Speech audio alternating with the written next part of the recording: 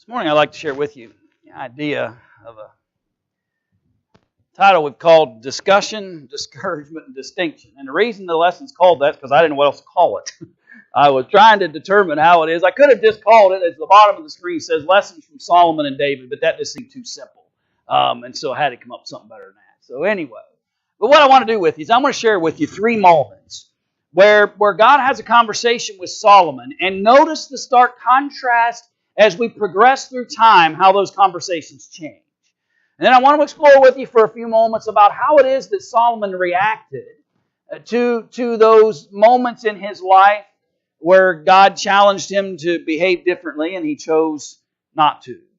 And then ultimately, I want to show the distinction between how Solomon dealt with his failures and how his father David dealt with his failures.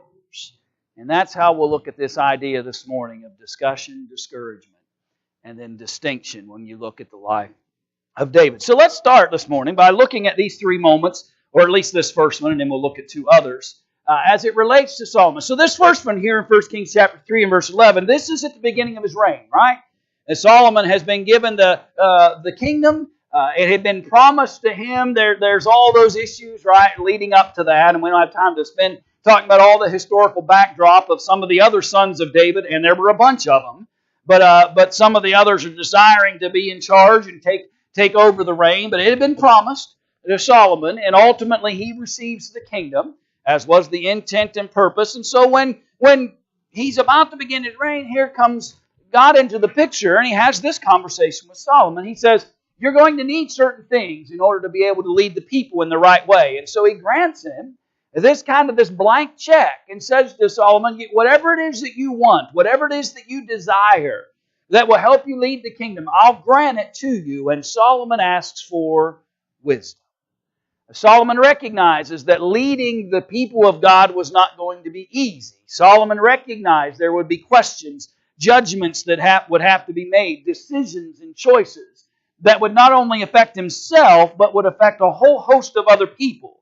And when you have the power and ability to not just affect your circumstance, but when you have the power and ability to affect the circumstances of others, a tremendous amount of wisdom is needed to make the kinds of choices and decisions that are beneficial to everyone. And so Solomon, recognizing that as the leader of God's people, says, give me wisdom. And God says that's a wise choice. And He said, because you didn't ask for your enemies to be put to death, because you didn't ask for great wealth, because you could have asked for a whole host of other things, but because you had the wisdom to ask for even greater wisdom, I will grant you that as well as all the other things. And we know what kind of great king Solomon had become in terms of even the way the world would view great kings. You remember the Queen of Sheba had come to visit him. She'd heard about the grandeur and the beauty and the wealth of this great King Solomon, and she had to come and see for herself. And she gets there and she says the half hasn't even been told of the kind of wealth and beauty and just the greatness of the kingdom of Solomon. And if it all just stopped there, it'd be a pretty good story. If the life of Solomon just ended right there, and maybe even go a little bit further and show how he used some of that wisdom, and certainly there were some moments where we could illustrate where he used profound wisdom in handling some very challenging circumstances. The problem is the conversations begin to change as he progresses through his reign. Go to chapter 9. 1 Kings chapter 9. The first conversation is basically, good job, Solomon. You've asked for wisdom. That's the right kind of thing to ask for. But now I want you to notice a slightly different tone in the conversation of 1 Kings chapter 9, where there's a favorable response given, some promises are made, but warnings come as well. As it came to pass, when Solomon had finished building the house of the Lord and the king's house, and all Solomon's desire which he wanted to do, that the Lord appeared to Solomon the second time as he had appeared to him at Gibeon. And the Lord said to him, I have heard your prayer and your supplication that you have made before me. I have consecrated this house which you have built to put my name there forever. And my eyes and my heart will be there perpetually. Now if you walk before me as your father David walked, in integrity of heart and in uprightness to do according to all that I have commanded you, and if you keep my statutes and my judgments, then I will establish the throne of your kingdom over Israel forever. As I promised David your father, saying, you shall not fail to have a man on the throne of Israel. I want you to stop for a minute. Sounds pretty good so far, right? It's a pretty good conversation. Initially, we learn that basically anything Solomon wanted to do, he had accomplished. Wanted to build the house for God, he built it. Wanted to build himself a palace, built it. All kinds of other things that Solomon wanted to fulfill and do, and he did it all. And then God appears to him and says, appreciates the opportunity now that God can be remembered in this grand temple that he has built, and that I'll remain there perpetually, and that whole conversation, everything seems pretty good and very favorable. But notice the contrast, verse 6. You obey, you follow the heart of your father. You continue to stay steadfast in my will and purposes. God says this is going to be great. The reign will continue, but if you or your sons at all turn from following me and do not keep my commandments and my statutes which I have set before you, but go and serve other gods and worship them, then I will cut off Israel from the land which I have given them, and this house which I have consecrated for my name I will cast out of my sight. Israel will be a proverb and a byword among all peoples.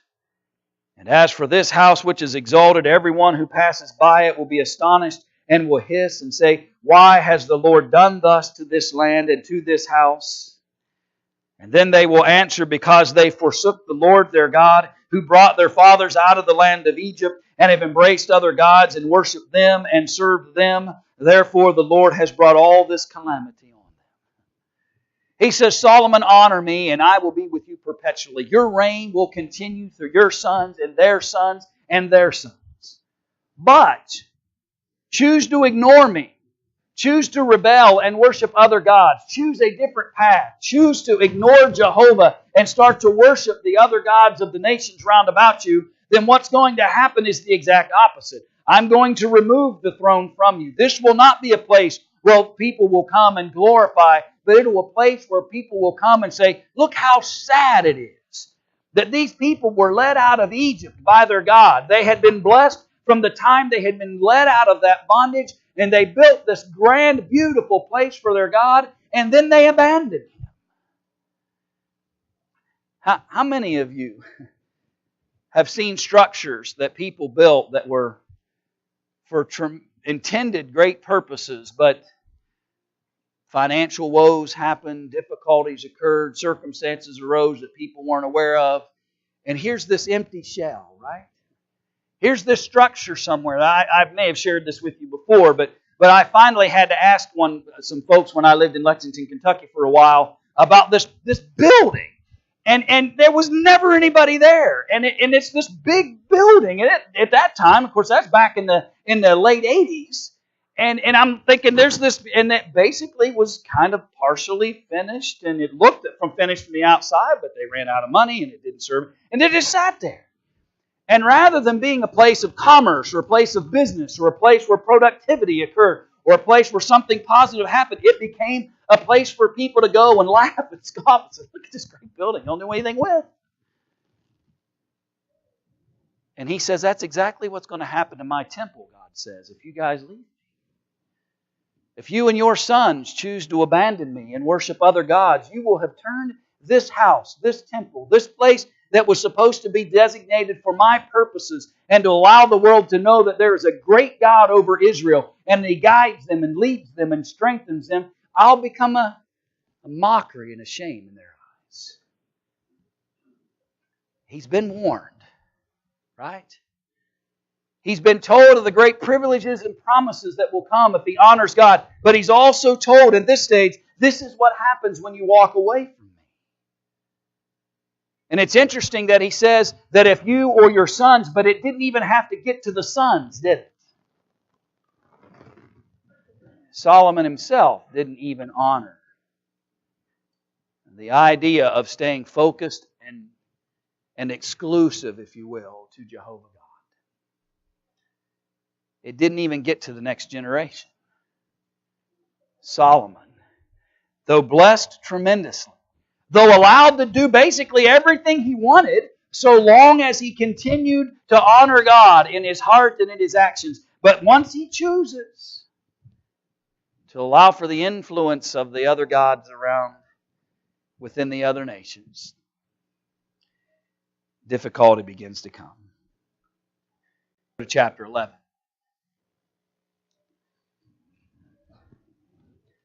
Chapter 11, verse 9. So the Lord became angry with Solomon, because his heart had turned from the Lord God of Israel, who had appeared to him twice. Let you think about that for a minute.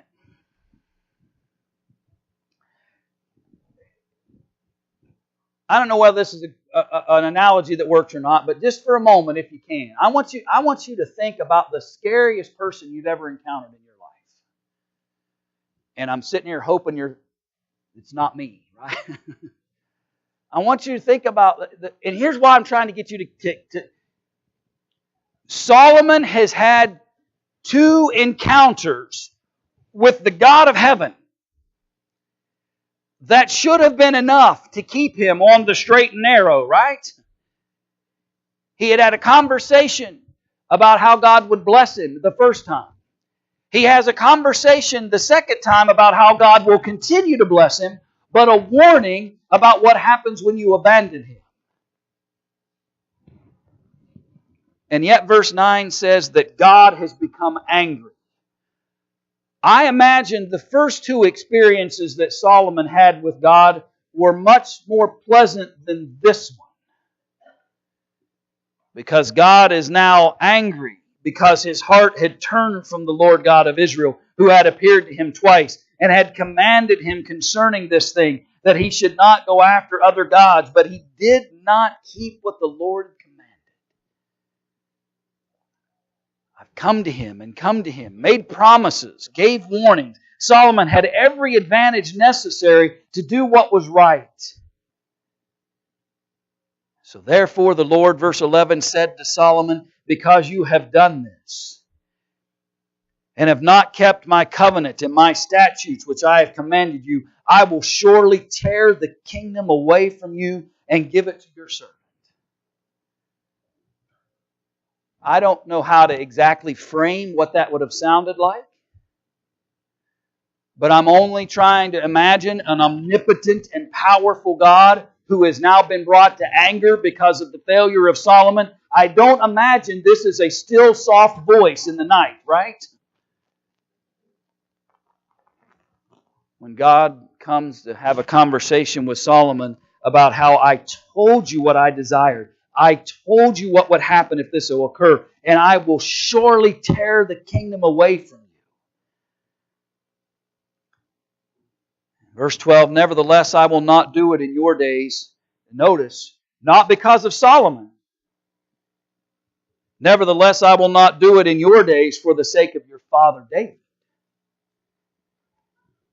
Isn't it amazing when you think about it that no matter how imperfect David was at times in his personal behaviors, right? We could illustrate, we could spend all morning, right? Illustrating moment after moment where David's behaviors weren't necessarily in harmony with what God would have wanted from him. But what seems to be the perpetual attitude and disposition of David has always been when the failures arrive and he comes to terms with those failures, there's a sense of penitence and change and repentance that allows for David to continually be thought of as a man after God's own heart. Even to the point now where David is dead and gone. But God says to Solomon, I'm not going to tear the kingdom away from you yet, because I still have an appreciation for who David was. And I want you to begin to start thinking about that comparison or contrast between Solomon's father David and Solomon himself. However, verse 13, he says, I will not tear away the whole kingdom. I will give one tribe to your son for the sake of my servant David, and for the sake of Jerusalem, which I have chosen. I offer you anything you want, Solomon. What is it? Give me wisdom, Lord. Great choice, Solomon. Because you've chosen wisdom, I'm going to bless you with all kinds of other things as well. What have you been able to accomplish, Solomon? You accomplished anything you wanted to accomplish. You build a temple, you build a palace. Everything you touch works out great because you've been honoring me. But I'm telling you, Solomon, the minute you choose a different path, the minute you choose to honor the other gods of the nations round about you, I'm taking the kingdom away. What have you done, Solomon? Well, you've gone off and worshipped other gods just like you were told not to do. And guess what? I'm taking it away.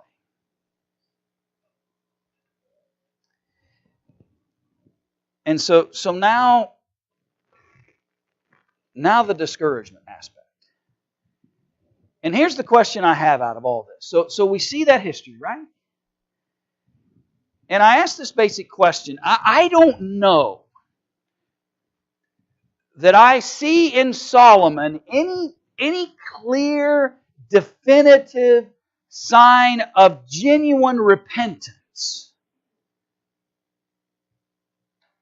about his choices and behaviors. Now maybe you may stumble across something that's clearer than I've been able to find. I'll be glad to entertain that. But I don't know that I could find a moment with great clarity where I could say to myself, yeah, that's Solomon, and he's penitent. He's trying to make changes as these warnings and these conclusions and these challenges have come. Let me share a narrative with you. If you got the outlines, you see where I'm going. Now, we have to make a quick assumption, right? If we're going to use Ecclesiastes as it relates to Solomon, we're going to have to make a basic assumption that Solomon wrote it. That's the conclusion I have made over time in study of it. I believe it to be true, the best of my ability, but there's no direct statement within the writings of Ecclesiastes that says, I, Solomon, wrote this. And so you kind of have to conclude it. But it's certainly somebody that sounds just like him, right? It's either him or somebody who's awfully parallel to him when you read the description. So if it's him, now I want you to notice chapter 2, verse 1. I said in my heart, come now, I will test you with mirth, therefore enjoy pleasure. But surely this also was vanity. I said of laughter, madness, and mirth, what does it accomplish? I searched in my heart how to gratify my flesh with wine, while guiding my heart with wisdom, and how to lay hold on folly, till I might see what was good for the sons of men to do under heaven all the days of their lives. I made my works great. I built myself houses, planted myself vineyards. I made myself gardens and orchards, and I planted all kinds of fruit trees in them. I made myself water pools from which to water the growing trees of the grove. I acquired male and female servants and had servants born in my house. Yes, I had greater possessions of herds and flocks than all who were in Jerusalem before me. By the way, that seems to be one of those kind of moments where you say, that's kind of got to be Solomon, to be able to be described in that fashion. I also gathered for myself silver and gold and the special treasures of kings and of the provinces. I acquired male and female singers, the delights of the sons of men, and musical instruments of all kinds. He didn't have to go, Echo, play Pandora. Solomon said, you guys, come sing me a song. You harpists, come over here and play me a tune. Right? Solomon had the people. He didn't need a radio. Didn't need CD. Didn't need any of that. He just had it. Somebody to come. Well, here's come. I became great and excelled more than all who were before me in Jerusalem. Also my wisdom reigned with me. Whatever my eyes desired, I did not keep from them. I did not withhold my heart from any pleasure, for my heart rejoiced in all my labor. And this was my reward from all my labor. Then I looked on all the works that my hands had done, and on the labor in which I had toiled, and indeed all was vanity and grasping for the wind. there was no prophet under the sun. Here's the point I'm trying to make with you, and I see if the conclusion is wrong. That to me, if this is Solomon, that to me does not sound like a penitent man. That sounds like a discouraged man who chose anything and everything, trying to find happiness, and at the end of it all, he said, vanity of vanities, all's vanity. I tried everything and came up empty every time. Now, again, maybe you see greater penitence in the writings of the book of Ecclesiastes. Maybe I'm not seeing it in the clarity that I should. I'm willing to accept that. But there seems to me to be more of a sadness over how empty he had become than a genuine, I need to turn back to the Lord. Now, there are some comment statements made here and there that might lend itself to that point. But I don't know that we see the volume of penitence from Solomon that we see from David. This sounds to me like a guy who said, I tried everything and it all failed, and how horrible that is for me. But look at what David said. Here's the distinguishing characteristic to me. Go into the Psalms for a minute. Psalm chapter 32. Blessed is he whose transgression is forgiven, whose sin is covered. Blessed is the man to whom the Lord does not impute iniquity, and in whose heart there is no deceit. May I suggest to you that one of the reasons why God points back to David and says to Solomon at the conclusion of those challenges, and says to him, I'm going to let you continue. I'm not going to just rip it from you right now. And I'm going to let a remnant be kept. You're not going to lose it all. You're going to lose most of it, but not all of it. And both times he makes those statements, he says, not because of you, but because of David. And my conviction is because the distinction between how David handled his sinful behaviors and how Solomon didn't seem to handle his. It's not that one man didn't have any sin and the other did. It relates more to how David addressed his sins where Solomon didn't seem to. Yes, he became empty. Yes, he tells folks, don't chase all the things of this world because you're going to end up empty just like me. He gave some pretty good teaching and warnings if he's the writer of Ecclesiastes. But David said, blessed is he whose sins are forgiven. The one who comes and recognizes that the Lord can remove that sin and not impute it to us. For day and night your hand was heavy upon me. My vitality was turned into the drought of summer. I acknowledged my sin to you. Who do I want to be like? Do I want to be like Solomon, who appears to have just let his sinful choices drive him into this empty discouragement of woe is me, look how horrible this turned out? Or do I want to be like David, who when he recognized his sins, he says, I acknowledge them, and my iniquity I have not hidden. I said, I will confess my transgressions to the Lord, and you forgave the iniquity of my sin. Which one is the greater example for us? For this cause, everyone who is godly shall pray to you in a time when you may be found. Surely in a flood of great waters they shall not come near him. You are my hiding place. You shall preserve me from trouble. You shall surround me with songs of deliverance. Vanity of vanities, all is vanity, saith the preacher. What emptiness, what emptiness, what emptiness. That's the repeated message of Ecclesiastes, right? The message of the Psalms of David as he's turning from his sins is blessed be the Lord. As he's turning from his sins, it is the surrounding me with songs of deliverance. I choose David. I choose David. Jump to chapter 51, or Psalm 51. I think it's probably the more accurate way to say that. Psalm 51.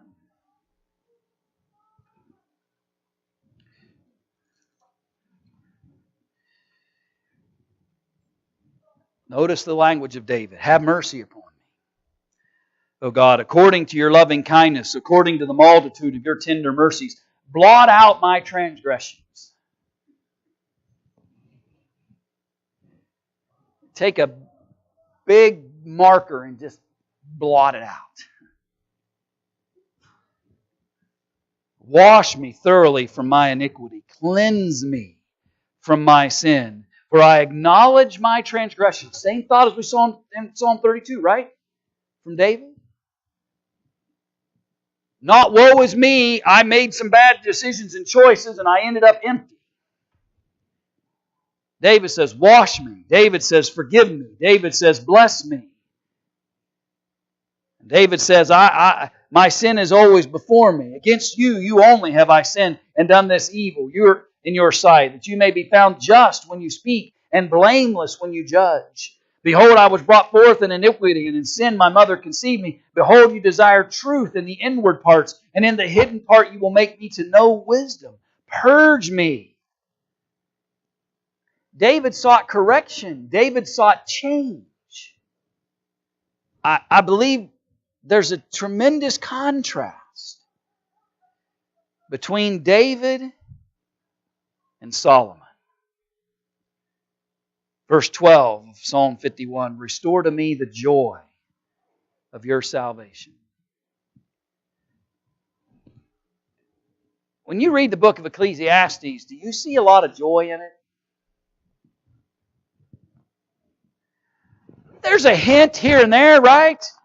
Where he might reference how it is you might find certain joys and benefits. He tells the young man, rejoice, O young man, in the days of thy youth.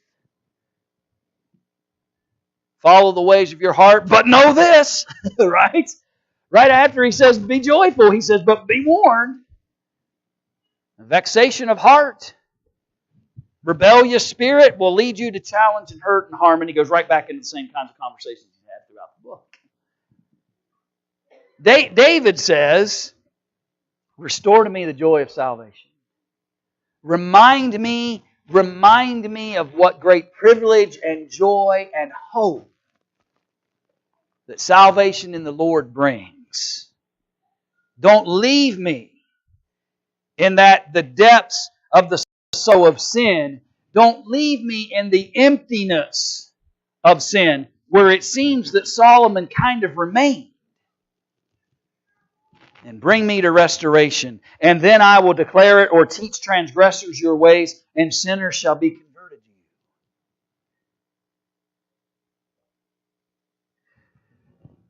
you. If Solomon's the writer of Ecclesiastes, that message seems to be, don't walk the path that I walked. David's message seems to be, don't walk the path that I walked, walk this path. He gives the alternative in a stronger way. I'll tell others about how I was delivered from sin and guilt and shame. Psalm 130.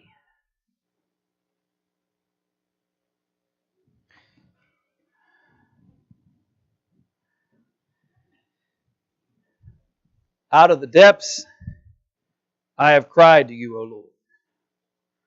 Lord, hear my voice. Let your ears be attentive to the voice of my supplications. If you, Lord, should mark iniquities, O Lord, who could stand? But there is forgiveness with you, that you may be feared. I wait for the Lord, my soul waits, and in His word I do hope. My soul waits for the Lord, more than those who watch for the morning. Yes, more than those who watch for the morning. Some of you caught on the other day that I sent the bulletin out at about 4:30 in the morning. As I sat beside my computer begging for the sunlight to come up. We know that experience, right? You can't sleep, you're up at night, and you're just kind of praying for the daylight so I can just get on with it. That's the imagery here. My soul longs. It waits for the Lord more than those who are sitting there awake at night begging for the morning of dawn to arise. O Israel, hope in the Lord, for with the Lord there is mercy, and with Him is abundant redemption. And He shall redeem Israel from all his iniquities.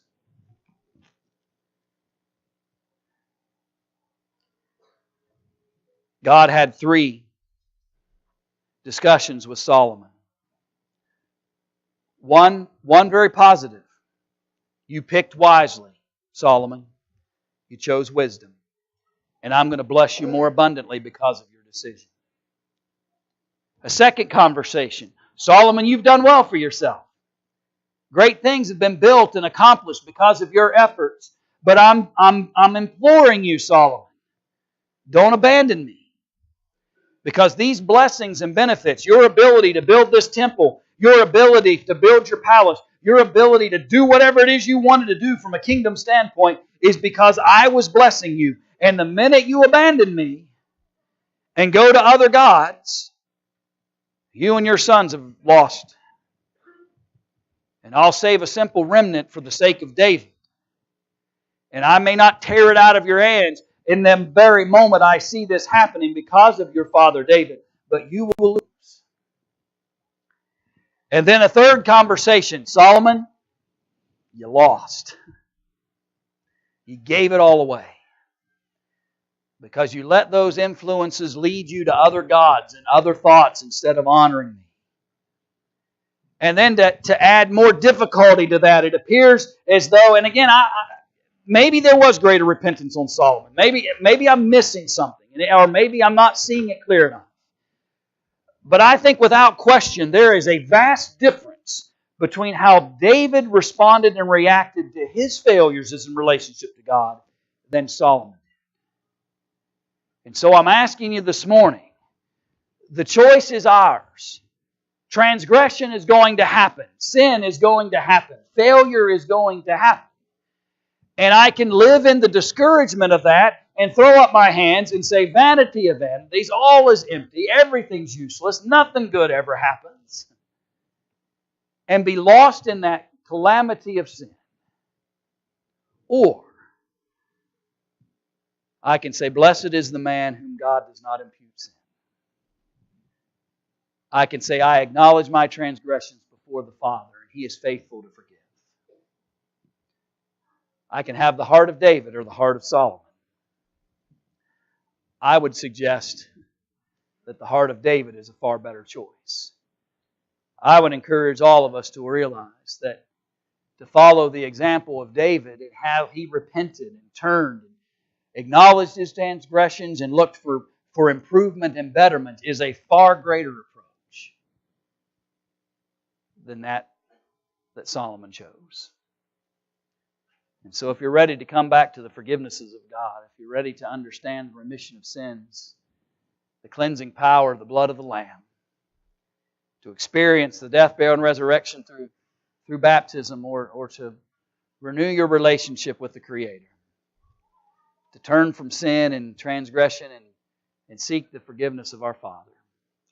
If we can encourage you or invite you to consider your relationship with Him this hour, and if we can help you in some way in honoring Him, won't you come as we stand and as we sing?